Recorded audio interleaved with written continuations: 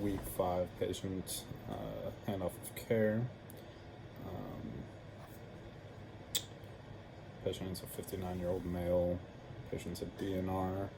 He was admitted on 9/13/21, so 11 days ago. Patient's chief complaint was COVID-19 and shortness of breath. Primary diagnosis is acute hypoxic respiratory failure and renal failure in the setting of COVID-19 pneumonia in an unvaccinated patient.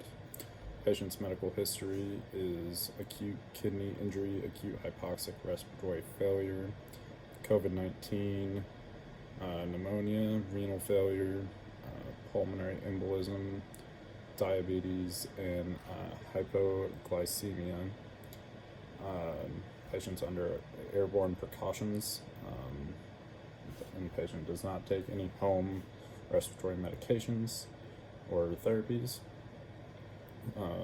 Respiratory orders are COVID-19 mechanical ventilation protocols, as well as nebulizer Q4 PRN of DuoNeb.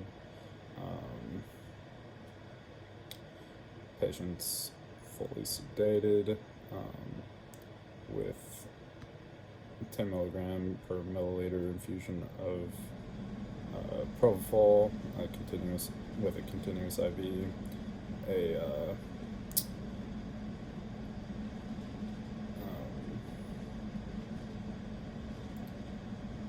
Q15 minute NPRN Versed IV push, as well as dexmedetomidine, 400 microgram per 100 milliliter IV. Patient's vital signs are normal, with FiO2 of 100% on mechanical ventilation. Let's see. Patient's breath sounds are equal bilaterally and diminished. Patient has a 7.5 endotracheal tube, 3.0 centimeters above the carina. The cuff pressure is 27, and the depth of the endotracheal tube is 22 centimeters at the lip. Patient has not been ready for a spontaneous breathing trial, nor has extubation been attempted. Patient's mechanical ventilation settings are as follows: PRVC 550 tidal volume, which sits in the tidal volume range per the ideal body weight, 450 to 600 milliliters, with an ideal body weight of 75 kilograms. Respiratory frequency is 30. The I time's 0.85 seconds. Total cycle time is 2 seconds. IE ratio of 1 to 1.15 seconds. A PEEP of 16 and an FiO2 of 100%. Patient's frequency on their own is 30, so breathing with a vent.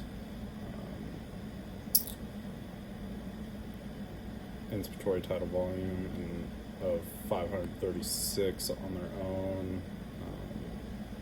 An expiratory tidal volume of 555. Minute ventilation is 16.7. Patient has high airway or peak inspiratory pressure and mean airway pressure as 53.5 and 31. Patient's SpO2 is 96%. No changes have been made to the ventilator, as the AVG showed acute respiratory failure. pH was 7.084, CO2 was 60.9, the bicarb was 17.8, and the PaO2 was 51.4.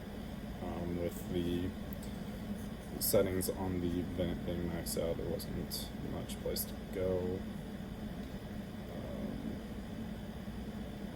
But patient shows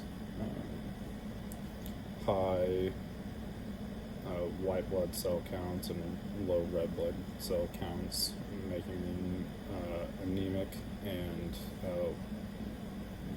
they have leukocytosis due to fighting the COVID-19 infection.